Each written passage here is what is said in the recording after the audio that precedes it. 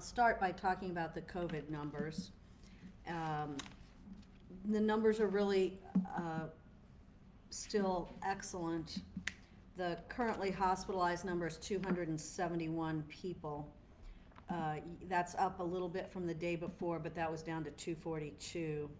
So we have been under 300 people in the hospital now for, let's see, I guess it's 5 days, 4 or 5 days. So that is encouraging because that gives you an indication of how ill someone is. In addition to that, only 37 people now are on ventilators, thankfully. And there were 18 individuals admitted yesterday to the hospital. So those are really excellent numbers, particularly in light of, we began the reopening over 3 weeks ago. It was on May the 18th. Here we are on June 10th, and we have not seen a big uptick. Now, we haven't probably seen the results of Memorial Day weekend yet, although we're about seeing it. But so we're still concerned about that. We also haven't seen, at least at this point in time, any increase because of the protests that were huge group situations that happened about a little more than a week ago now. First one was on Friday, I think that was maybe, I don't know, I'm not remembering the date, about 9 or 10 days ago. The 5th. The Friday before that. The Friday before that was the 29th. Yeah, 29th, May 29th. So, at any rate, that's good news on the COVID front right now. More good news on the COVID front, and I've talked about this a time or two, is that the city has now, we're still waiting for a couple more deliveries, right? We have on hand now around 250,000 tests for diagnostic tests for COVID. They've just come in over the last 10 days or so, 2 weeks. And so anyone in the city of St. Louis who wants a diagnostic test for COVID can now get it. It's free. Call the federally qualified health centers.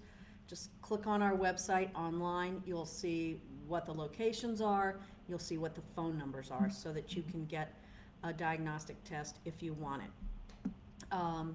I know previously there were many, many people who wanted the diagnostic test, and we didn't have them. Nobody had them.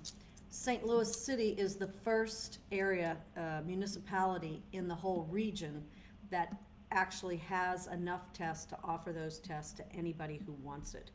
We have some city departments where everyone in the department has been tested and they've all come out negative. It was the license collectors department that reported that to me yesterday. It's not a requirement to get a test, but for those of you who want it, go ahead. There are tests available. They're free. They stick a long Q-tip up your nose. Sorry, I hear it's a little uncomfortable, but it's nothing. It's really just a couple of seconds or something of uncomfortableness. So that's a layman's way of explaining that test, by the way. So that's on COVID, and I'll be more than happy to take questions about that. Well, let me bring one more thing to the table on COVID, and that is that on Monday was when our large venues could begin opening. So this weekend you'll see the zoo opening. You have to actually go online and get a reservation. And Monday there were so many people who were anxious to go to the zoo and get a reservation that I think it actually crashed their website for a few minutes. It's all fixed. It's all good now. But I think what that tells you is just, people are ready to get out and about. You got to do it. You know this. You've got to do it with social distance. You got to do it with masks. But the weather's nice, and so our cultural institutions are beginning to reopen, so you can get out a little bit. I'll take your questions on COVID in a few minutes. I want to talk just for a minute about where I was this morning. And maybe if I seem a little, I don't know, restrained or something today, it's because I just, was at the church for Captain David Dorn's funeral this morning. And that's the program, really great guy. His wife is a sergeant also in the St. Louis Police Department. Captain Dorn retired. He was 77 when he died, was, as you all know, was shot and killed on Monday night a week ago, a little more than a week ago, during the protest.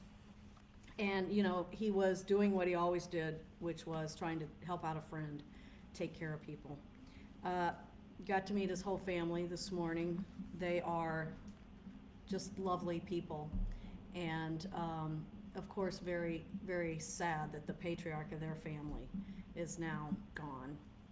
So that was, sobering this morning.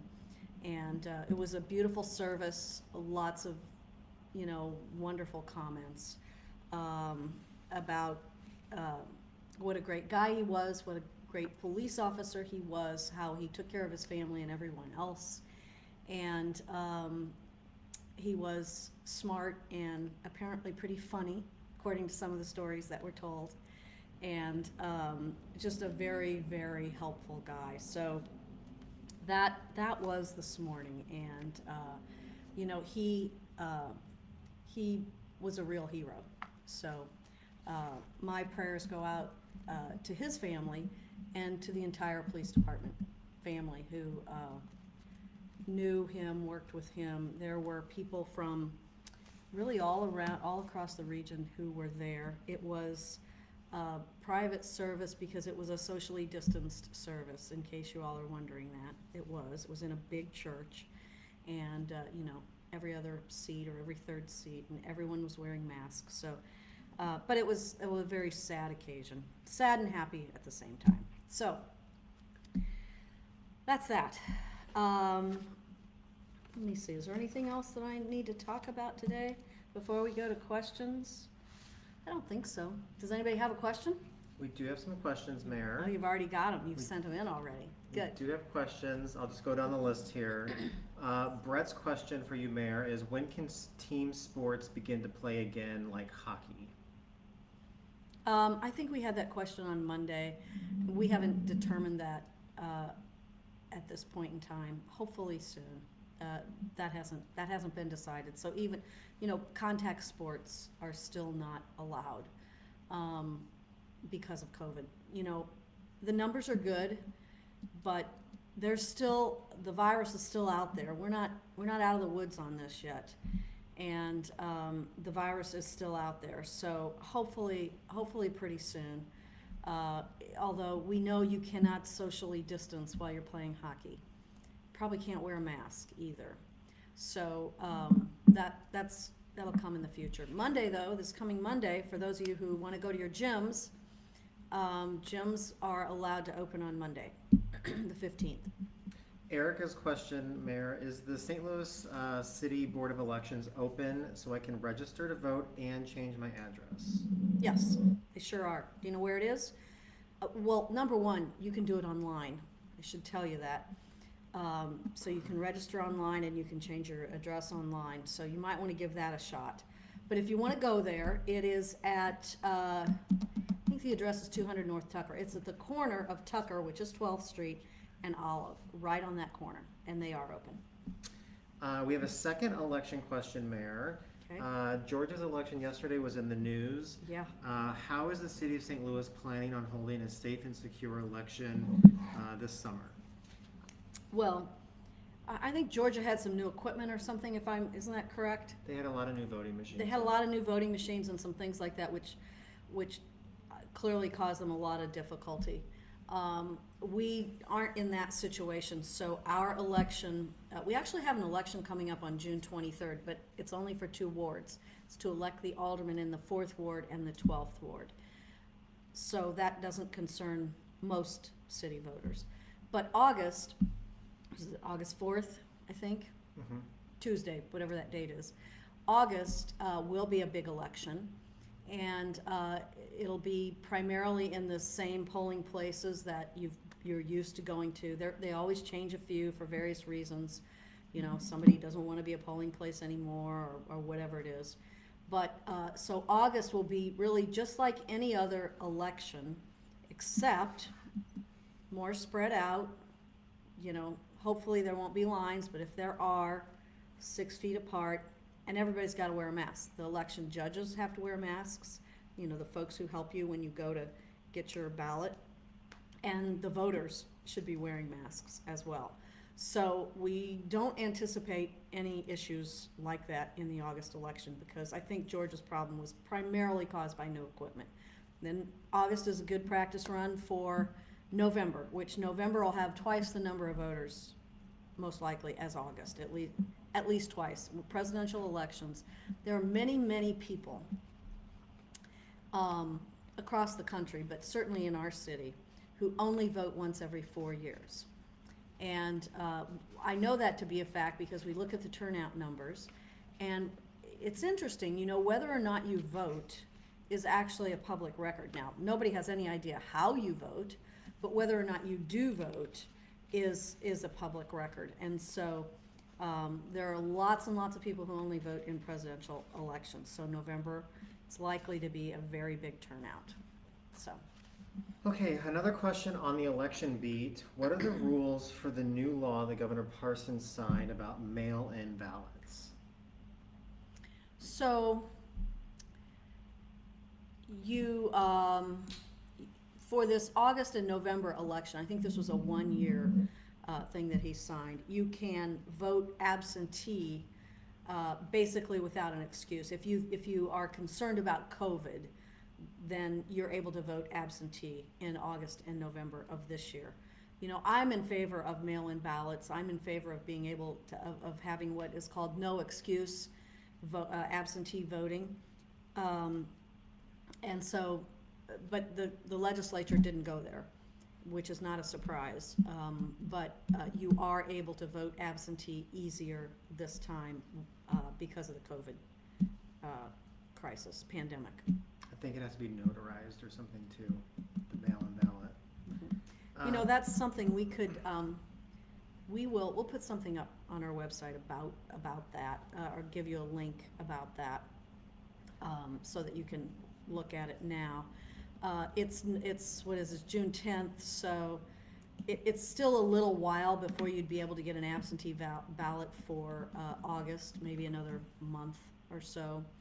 But, and as the time gets closer, we'll put out more information about that. But anybody who needs to register to vote, please do so. Go online and register, or go to the election board and register. Okay, so COVID-19 related questions. Are Missouri's COVID-19 numbers going up now that the state has reopened? So the St. Louis region numbers are not going up.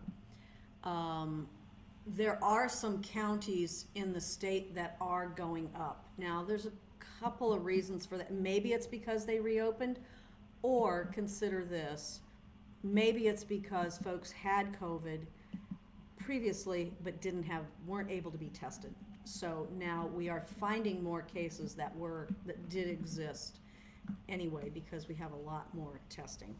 Having more testing is really good for a couple of reasons. One, we'll find the people that have COVID who maybe have very mild symptoms, or even are asymptomatic. You know, that whole thing about asymptomatic is sort of two parts to that. One is you can have COVID-19 and not have any symptoms. But the other thing is that you cannot have any symptoms yet. So some people may be positive without symptoms, but they are developing symptoms. So they're getting sick, but you know, the minute they have the test. So the important thing about that is to identify those people so that those people quarantine themselves, stay home, stay away from other people completely, so that you don't expose anybody else. The other important thing is to find out who they've been around, to trace their contacts, contact tracing. We've been talking about that for 3 months almost now. And so you want to get to their contacts and have their contacts also self-quarantine until you see whether or not that contact is coming down with COVID. So it's important to find these positive cases so that we can quarantine them, find other people they've been around, quarantine them. Jill is watching. She's a children's magician. And Really? she wants to know what I want that job. She wants to know what the number of people is now who can attend an event like a birthday party. 10. 10 is the limit for social events. Now, if the, let's say in someone's backyard or in their home or something like that, 10. Now, if you're, people can have events now, starting this past Monday, say at a hotel or at a banquet center or something like that, where they're able to socially distance, and so you might be doing some children's magic shows in some of those places, and they can have more than 10 people there, of course, because they have have the ability to socially distance and wear masks. Usually if you're at someone's home, very difficult, in my living room or your dining room or whatever, to really socially distance with much of a big group. A question about CARES Act funding, Mayor. If the city were able to get the extra $17 million it believes it is owed from the state, how would that money be spent? Well, we're not spending money we don't have yet, but it would be spent in the same basic reasons that we've spent the first tranche, and that is help businesses who've been impacted by it, and for the majority of it, humanitarian needs, shelter for people, food for people, rental assistance for people, additional housing. Those are the big categories that we're spending most of the money on. And of course, if we need more, it would be PPE, masks, gloves, tests. We have a pretty good supply, the city, have a pretty good supply right now of masks for our employees. And also we've supplied masks to nursing homes, to congregate care facilities, to churches, all kinds of entities like that we're having a difficult time. So we have a pretty decent supply of masks. Hopefully we won't have another spike, but and we have a good supply of gloves. And right now we have a pretty good supply of tests. And so we still need some things. Like somebody talked to me yesterday and they're like, the city's out of medium-sized gloves. This was a department. I'm like, we are? We had some smalls and we had some larges, so mediums are on order. But for the most part, we have a good supply of PPE. So humanitarian and business. Richard's question is do you happen to know if the Bird and Lime scooters that are out on the streets, are they being sanitized? They're not out right now. They were all taken in, picked up 10 days ago or so, because we didn't want them to be used during the protest to hurt anybody or anything. So they aren't back out yet.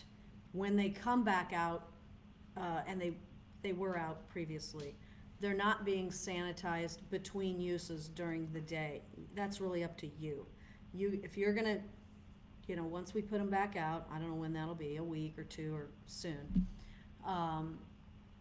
then you ought to have wipes with you, Clorox wipes or, sanitizing wipes or cleaner with you in order to clean them, because somebody left them 5 minutes ago and you're picking it up now. No, there hasn't been anybody run in between you two and sanitize that. So, a question from someone who's been to some of the protests, who's now self-quarantining for 14 days and wants to get a test. Where can somebody in the city go get tested?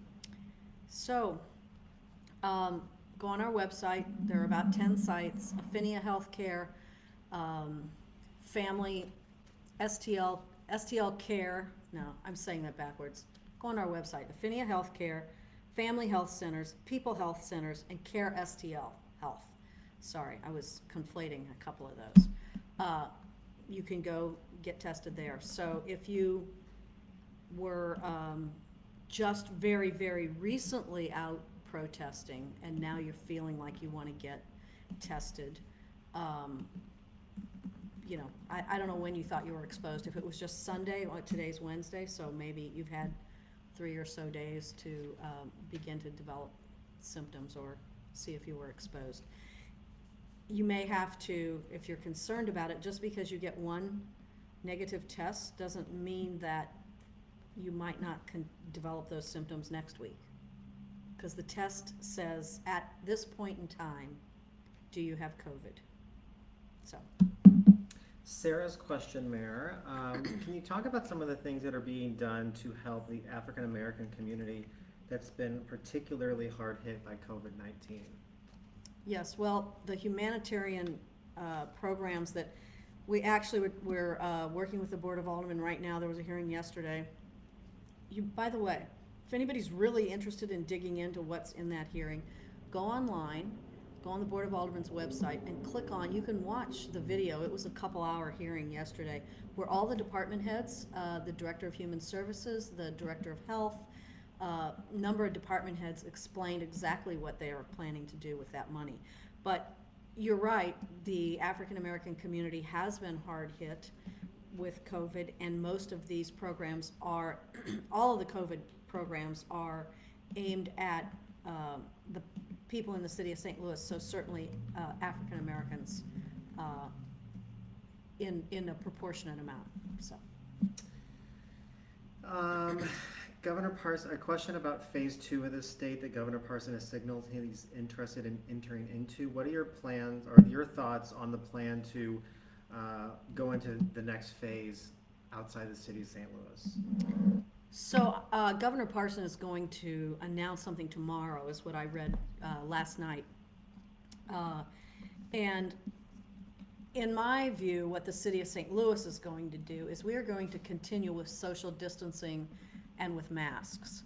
And almost everything is reopened now, or is able to be reopened now.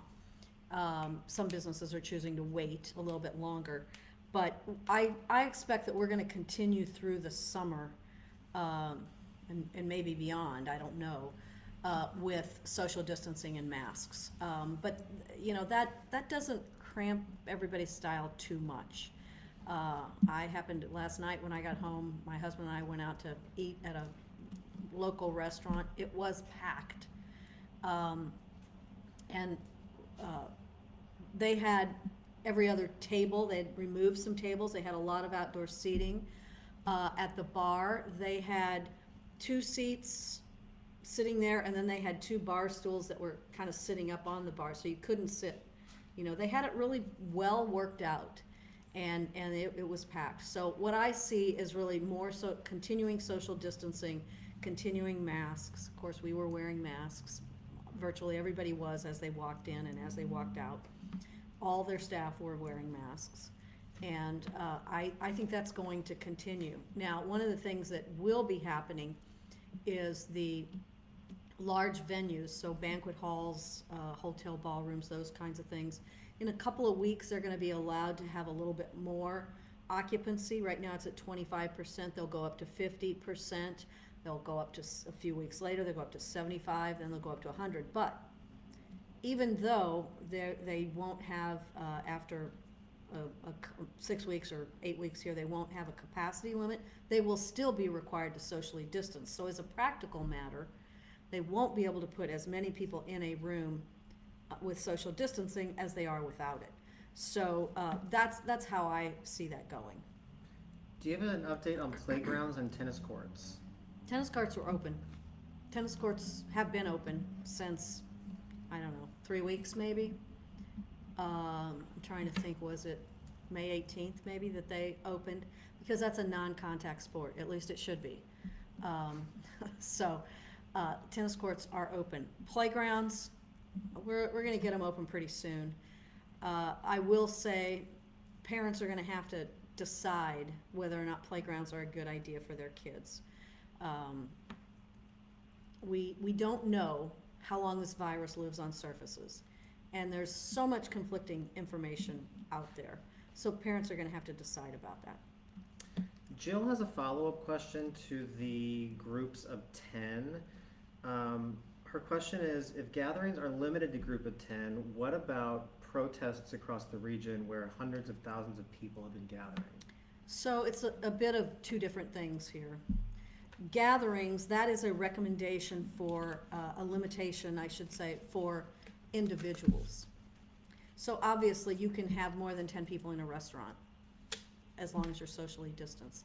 The 10-person gathering is a social gathering limitation for individuals. I mean, the protests, certainly, there were thousands of people here Sunday. I was here Sunday, not in the protest, but I was here watching. And I don't know how many people were in downtown on Sunday. Thousands. 3,000, 4,000, 5,000. I'm not a good judge. I don't know how to estimate by looking at a crowd, but thousands of people were here. And, you know, people do have the right to protest, and so there was not, you know, that took precedence over any sort of gathering limit, so. A few questions about our parks, Mayor. Quinn is watching and has a question about Forest Park. They believe that there are too many roads, and they would like for us to close a few permanently. Okay, well, there have been, actually, over the years, I've lived pretty near to Forest Park for the last 32 years, 34 years maybe. And there have been some roads that have been permanently closed. I don't know how long you've been here. If you've been here a long time, you'll know that I can think of 2 roads that were closed. So we are going to continue to have some road closures in Forest Park. A few are opening so that people can get to the cultural institutions, but others are closing to allow for walkers and bikers and, you know, better pedestrian activity. Whether that'll be permanent or not, it's permanent for this summer. How's that? We'll see. I mean, there's a the Parks Department in Forest Park in particular works with a group called the Forest Park Advisory Board, and also with Forest Park Forever. So we'll see how that goes. Okay, so flip side, Mayor, James is watching and would like the roads to be open because he thinks they create traffic jams. Okay, what was the first person's name? Quinn and James. Okay, Quinn and James. Why don't you guys exchange email addresses, and you can talk about it. I think there's a balance here in terms of roads. Parks are for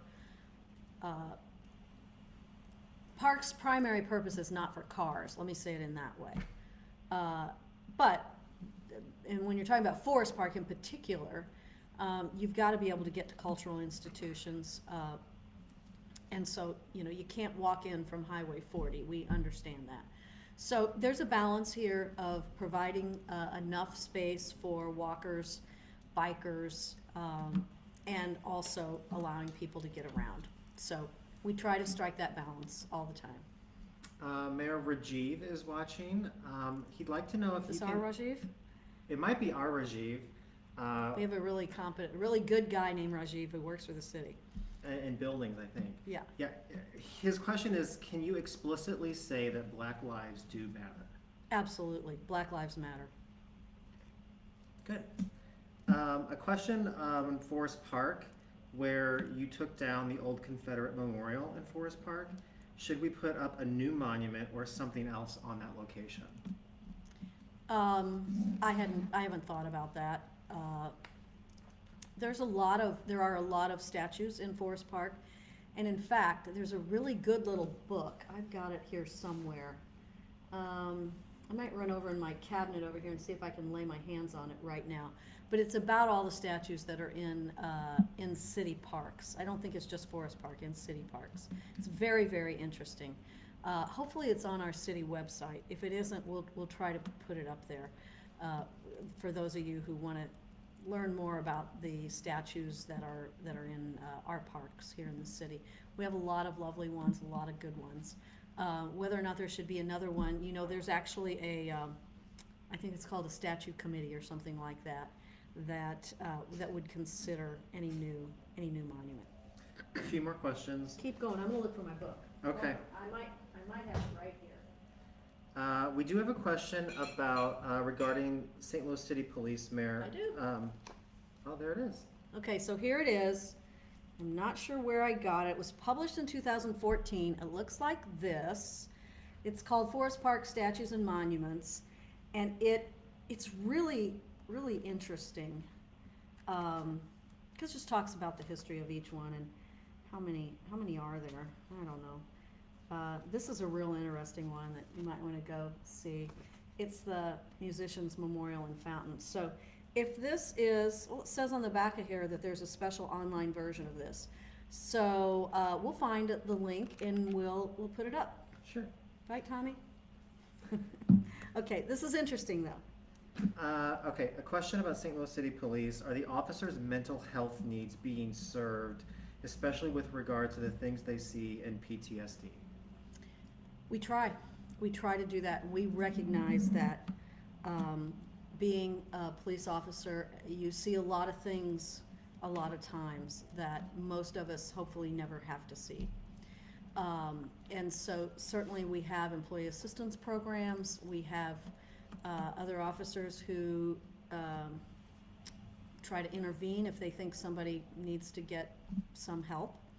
And you know, we want to do that. I mean, it's very important to us to take care of our officers, and that means not just taking care of their physical health, but taking care of their mental health as well. Two more questions. Are detainees and workers currently safe inside both of the city jails? Is this a COVID question? That's exactly how it's written. Yes. If this is a COVID question, it doesn't really say here, then yes, we have a no visitor policy in both of our facilities. We also, when someone new comes in, they are quarantined for 14 days. We don't want to introduce COVID into the facility. Have testing available, so yes, they are. And then you mentioned at the top of your broadcast about the funeral for Captain Dorn today. Mm-hmm. Question about what update do you have, if any, on the people who were arrested for his murder? There has been 2 or 3 an individual arrested and charged, and a second individual arrested, and I think he has been charged. So, I believe so. Fortunately, tragic situation, really is. I mean, it's tragic when anyone dies, of course, and you all know that, and I know that, but especially in this kind of a situation. So That's all of our questions today, Mayor. that's it. Thank you. Appreciate all of you being here today, and love answering your questions, and you know, we can expand those questions out a little bit. We'll try to post a couple of the things that I mentioned today about elections, I think it was, and the statues, the Forest Park statues, for somebody who wants to know. And we'll be back talking to you on Friday. Thanks all. Appreciate you.